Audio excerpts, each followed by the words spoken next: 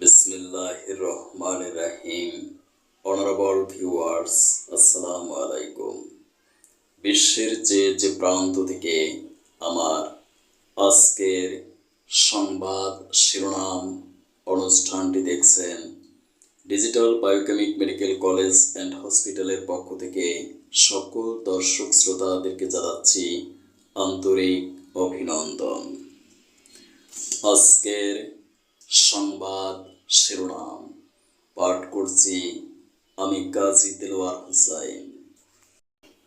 দেশে জরুরি অবস্থা জারি হতে পারে এমন খবরকে কচি বলে উড়িয়ে দিয়ে দেশে স্থিতিশীলতা বজায় রাখতে সরকার চেষ্টা করছে ও সতর্ক আছে বলে জানিয়েছেন স্বরাষ্ট্র সচিব নাসিমুল গনি।